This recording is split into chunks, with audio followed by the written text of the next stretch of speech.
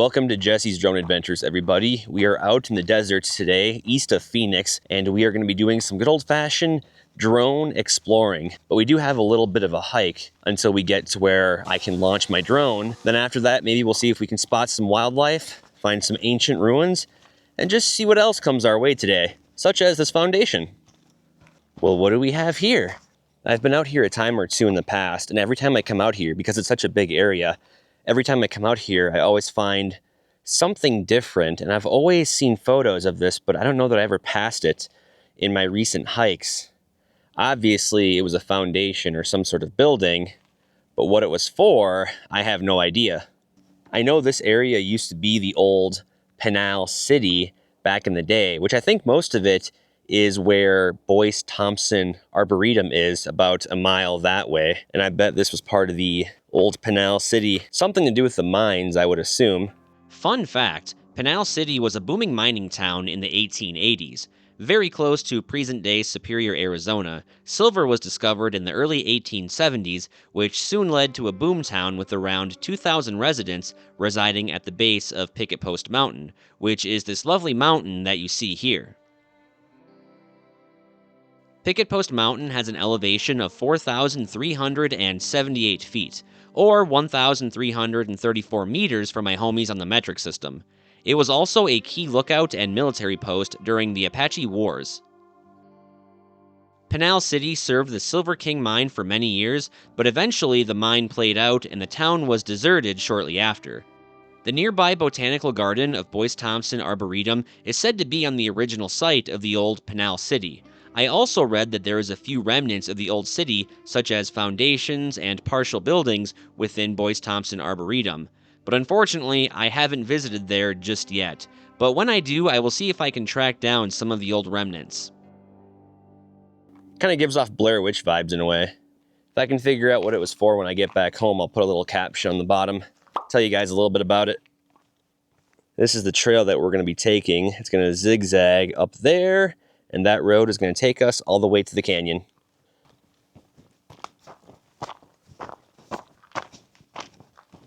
Gotta watch where we're going today, because we do not want to literally fall victim to one of these guys, because that would hurt.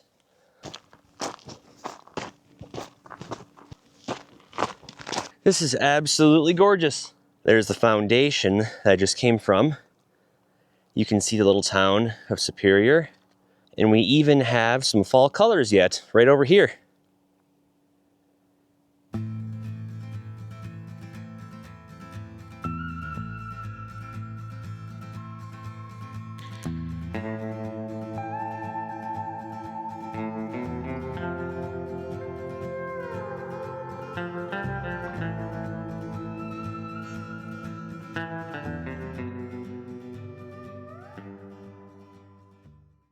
Well, we're almost to the launching point. We'll probably be there here in a couple minutes. You can hear the drone buzzing because it's on follow mode, so it's gonna follow me the rest of the way there. I forgot my spare batteries, so hopefully I can finish the entire video with everything that I have. I think I can, and if not, we can always use the handheld camera. We are almost there. I was going to launch where I am right now, but then once I got over here, I saw that little ledge down there, and I figured I would climb up there and get a better view of the canyon.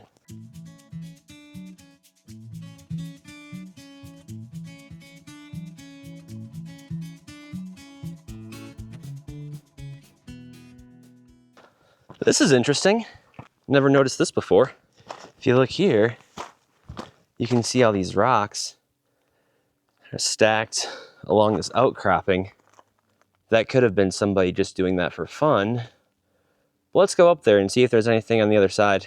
Ah, well, it's not ancient ruins, but it looks like somebody was using this as a fire pit. I've seen that a lot in random places throughout the desert when people make fire pits. They'll get a bunch of stones and they'll outline the area of where they're camping. It's areas like these that I am so fascinated with, because every time I come out here, my eyes are always drawn to them. And I feel like if I keep doing this enough and keep looking carefully, eventually I'll spot a fossil. Wouldn't that be cool? We made it.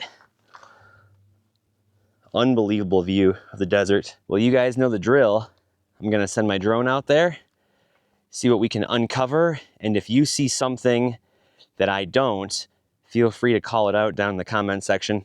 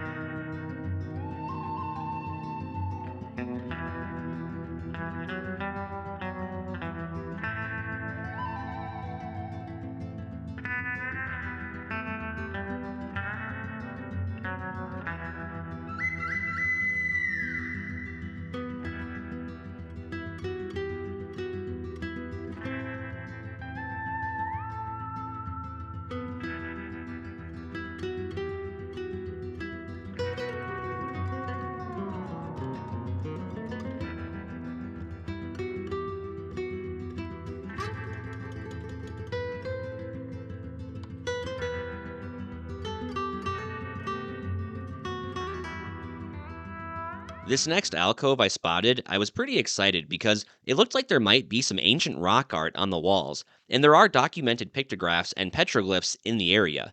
We might even see them later on. Now, I did a very slow pan from right to left, careful not to miss anything. As much as I had hoped to find something in this little outcropping, I didn't see anything.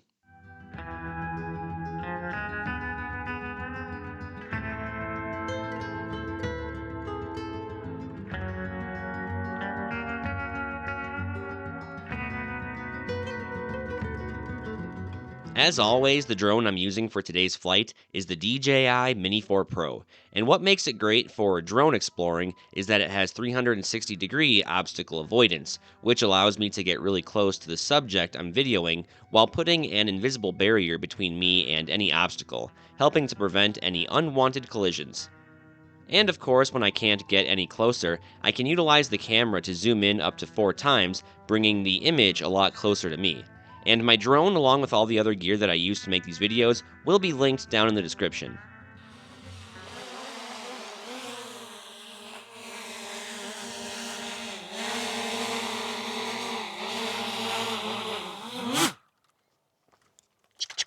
Wasn't really finding a whole lot over there, and with the way the sun is facing, it's really hard to pick out if something is a shadow or a cave. But I think what we're gonna do before we head back down to the more interesting stuff, I'm gonna hike up this ledge here and see if I can see down into the other side of the canyon and see if there's anything interesting over there. The hike to the top of the canyon wasn't too strenuous or difficult, but it's not like there was a well traveled path to the top either. Hikes like this, you always have to be careful because the rocks can be extremely loose, there can be lots of little critters running around, and even if I did trip and fall, it's not the end of the world, but knowing my luck, I'd fall and land on a cactus. And that's happened before. It really sucks. I'd rather stub my toe and drink orange juice after brushing my teeth than fall on a cactus again. Ladies and gentlemen, we have finally made it to the edge of the cliff, and we are now looking down into the canyon. And there's a bunch of little caves and alcoves over here. Some of them I know I've explored before, but like I said, when you come out here different times of the year, when the sun is facing different directions, sometimes you can kind of pick out other caves that you normally wouldn't have seen before. You can also see the creek running down there. There's a little bit of a breeze in the air today. I think it's about 65 degrees right now. Can't wait to get my drone out, send it down over there. There's just so many places around here I want to check out.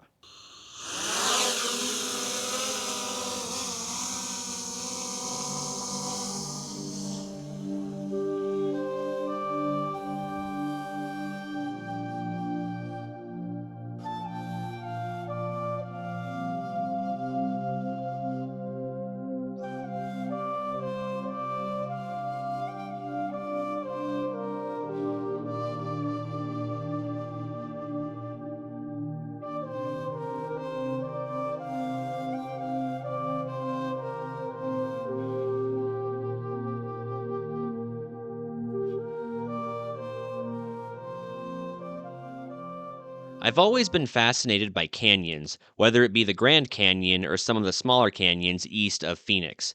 And I think it has a lot to do with the mysteries, timelines, secrets, and the many things that go unseen out here.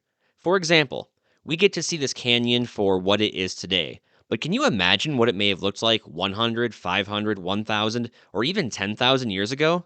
I bet the walls were a lot higher along with the creek, and I bet it was teeming with wildlife. Full disclosure, I am no expert in geology, and everything that I know comes from what I've read online. That being said, the exposed rock layers on the canyon walls can tell us a lot about their history. Much of Arizona around 500 million years ago was under a shallow sea of water, and if you search for fossils found in Arizona on Google, you'll get plenty results of people discovering seashells and a variety of marine fossils at the top of mountains and mesas. Many of them have been uncovered around the area that I'm exploring today.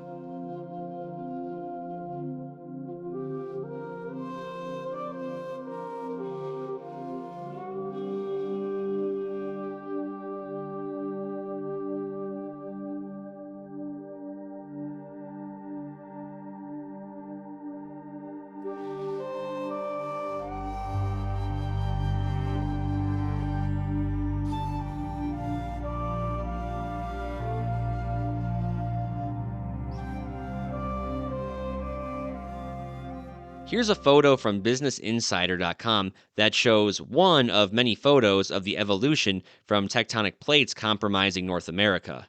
It was a completely different world back then.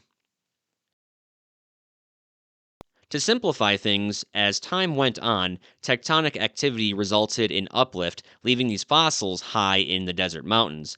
And the more I think about this stuff, it really makes me wonder what else is buried deep within these canyon walls? They truly are time capsules, and every now and then they'll give us a glimpse into the Earth's history.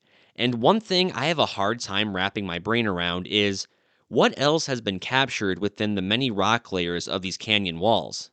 Perhaps the fossils of a species that we had no idea ever existed. And for all I know, a discovery like that could be a few inches under the ground I'm walking on today.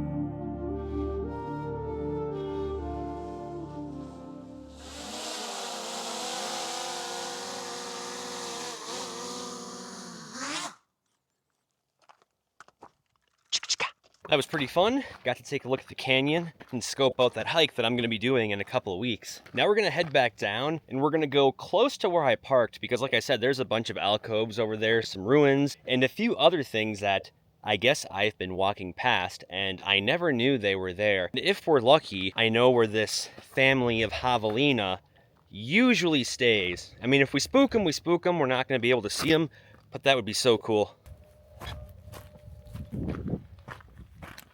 This is something that you really want to keep an eye out for. All these prickly pear cactuses, they are extremely beautiful and I love looking at them. But if you take the wrong step and you trip around these, you are going to be hurting for quite a while. And you're probably going to have a nurse using pliers pulling those little needles out of your ass.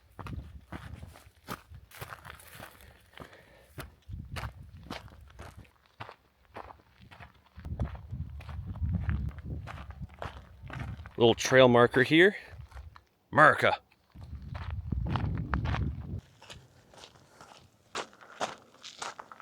The one I'm looking for is right there in the center of the screen, underneath that rock, that big rock there. Here's another view of that alcove, that little shelter. You can see some more stacked stones on the side there. It'll be interesting to see what's inside that one.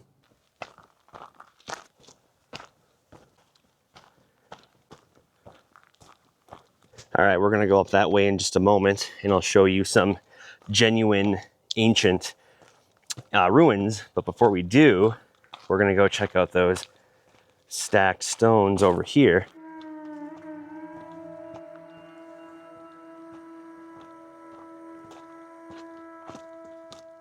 Here we go. Hello, hello, hello. Is anybody here? There's so many bugs. Check that out.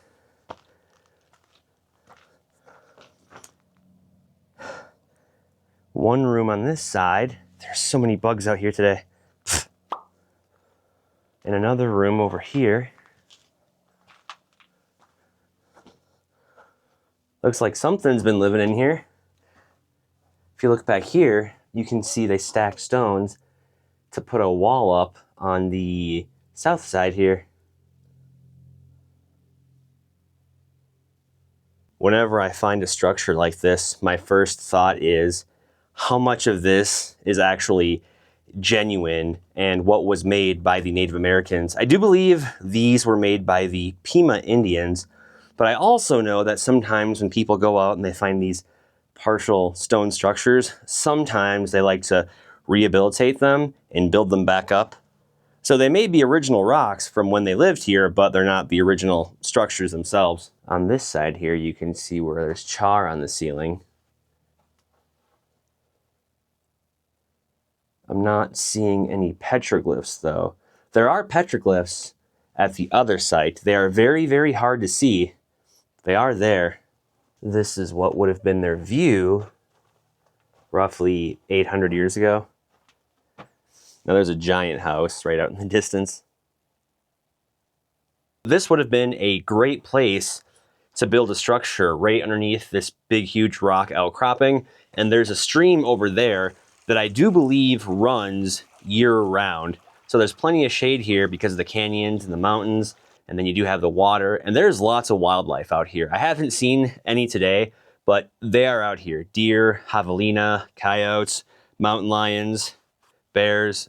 I highly doubt that, but there's always a possibility, especially when there's running water not 300 feet away from us.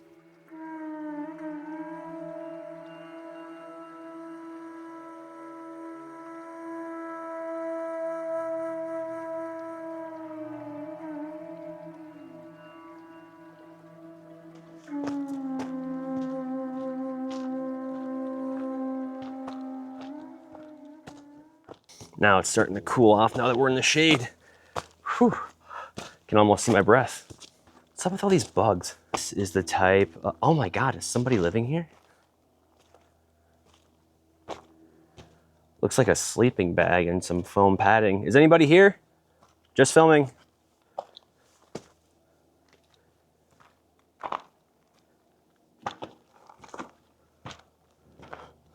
Looks like somebody left a sleeping bag and a pad.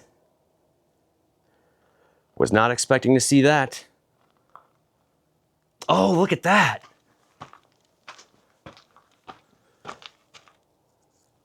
A cigarette. That is tempting, but I quit for a short while. This rock structure dates back about 900 years ago. And the sad thing about it, the last time I was out here, the wall on this side was a lot higher and it was still held together by mud. Looks like it's kind of slowly breaking apart and people have been, like I said, rehabilitating it. But this side here is still holding up. Sadly, I know this one will not last forever because every time it rains and the water drips down underneath the cliff here, it gets into this dried mud and it starts to soften it, and little by little, it crumbles away. People do camp out in here and have fires, and then they just trash it. Look at all this crap. Cigarettes, Mountain Dew, Gatorade, Faygo, that stuff tastes like crap, I'm just being honest. Ketchup packets, cigarette butts, everything. I don't think we're gonna find any petroglyphs in here, but there are some right outside here. Oh, I found them. This is probably one of the more well-defined ones right here. And then to the right of it, there's another one. And I don't know if you guys can see it, but right in the center here, see if I can get a little closer, there is some red right there. I'm not sure what figure that one represents, but you can just barely make it out. And to think that roughly 900 years ago, this was somebody's home. All the fires, meals, ceremonies, all the activities that they had out here. It's kind of cool that people do come out here and camp, but then again, when people do come out here and you see cigarettes and beer cans, that always means there's a crowd that doesn't like to care for what still remains here. And that's why structures like this end up crumbling and falling apart, because people just don't care. The jerks. Those are the only 3 petroglyphs / pictographs that I know of. Oh, hey, look way out here. A grinding hole. There is another rock shelter. Oh, hey, I think we found another grinding hole. Those things are smooth. There's one there, and then, see if I can reach over. There's another one there. I didn't notice those last time.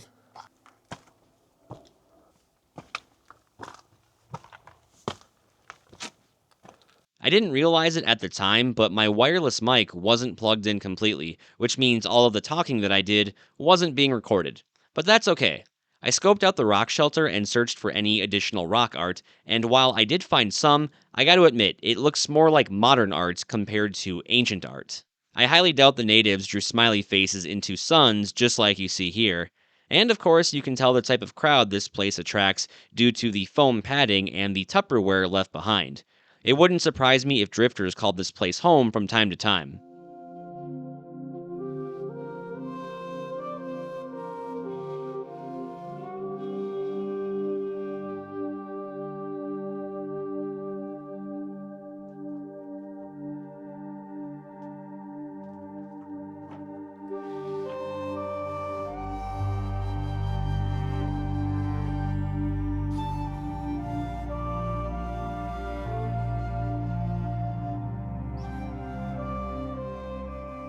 Every once in a while, when I'm exploring a place like this that's not too far from the highway, I'll find a man made shelter, which usually consists of a tarp, wood, poles, and a mattress that should probably be burned.